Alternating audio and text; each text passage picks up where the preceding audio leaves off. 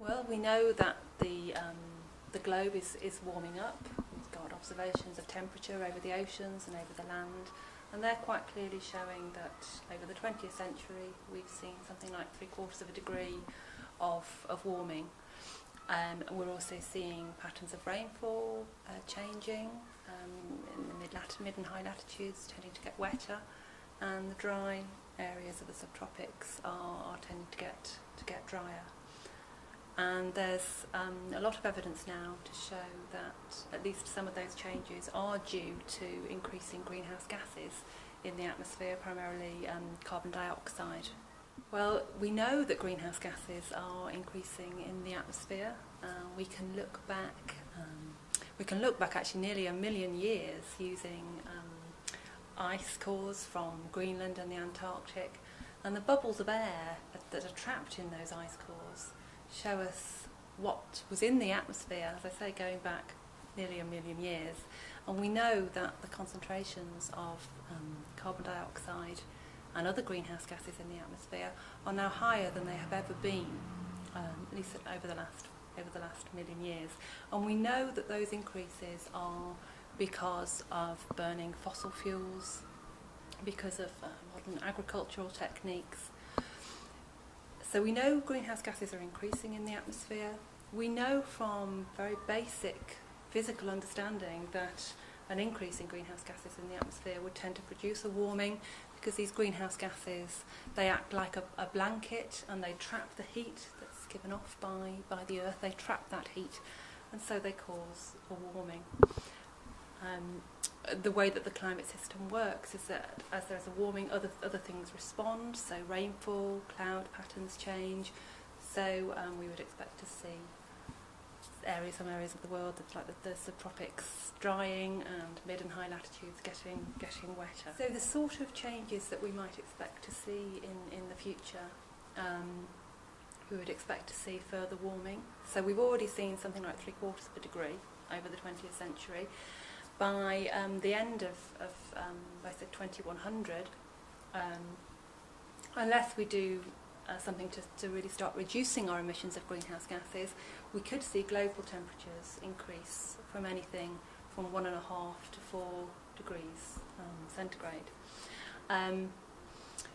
We work out what's going to happen in the future using really quite complicated computer simulations of the climate system. And we have confidence in these climate models, at least in the large scale patterns that they are predicting, but not so much in the very sort of regional and local details. But these climate models are based on our physical understanding of the climate system. So the physical laws that control how air moves around and how heat moves around in the atmosphere. And those are the things that we are using to predict what might happen in the future. I'm Joanna Laynesmith, and I'm the coordinator of Reading Christian Ecology Link, and I'm also the leader of the Green Team for our church in Newtown. And as that, with the reason we have a Green Team, the reason we set up Reading Christian Ecology Link was because there's a lot of concern within churches about the impact of climate change, especially in the developing world. Much more so, I think people aren't really working out how it's going to impact here. But for those who are already concerned in development issues, that's what their motivation has been. And so there's been concern how to green our churches, and there's a lot of resources for churches to use that different denominations produce things, and also aid agencies. So churches are using these, and out of that, so Reading Christian Ecology Link wanted to have a pilot to inspire people, and so we asked churches around who would be interested in putting up solar panels on their roof. We found a church that was happy to do that. It turned out to be quite interesting because the regulations on solar panels are usually that they mustn't be too visible, especially on something like a beautiful church building, whereas we wanted to advertise to people this is what the church thinks matters, and we wanted people to act on that.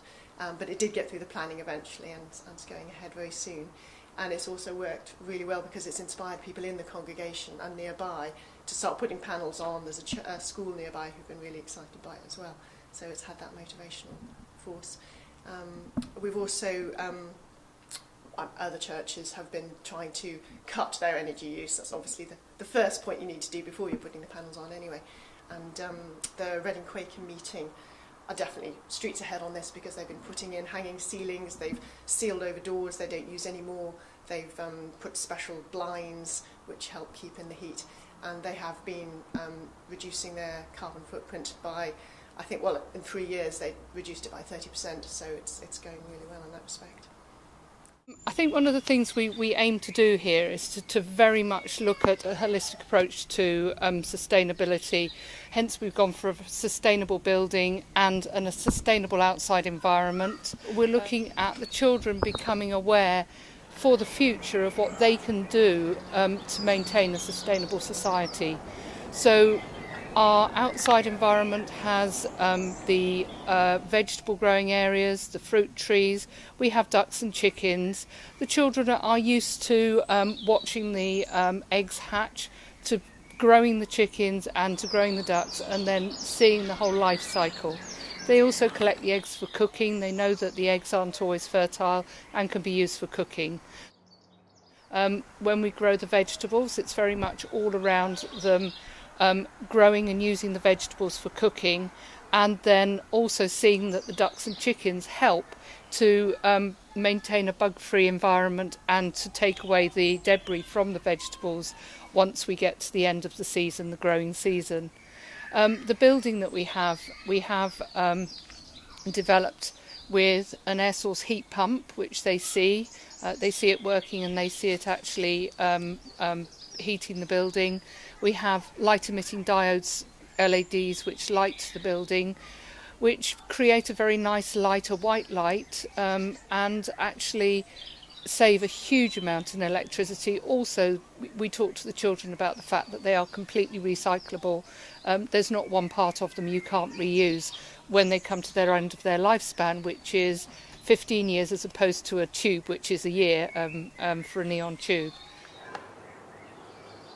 We also have a grey water tank, which is right under my feet, which is actually taking the water off the roof, which we use for flushing the toilets and for doing the washing and doing the cleaning. The building itself that we've just had built is a completely wooden building and is recyclable at the end of its lifespan. So all of it is leading to the children understanding that in the future, when they go to work or when they build their families, these things are things they can do at home and things they can look for within their working environment.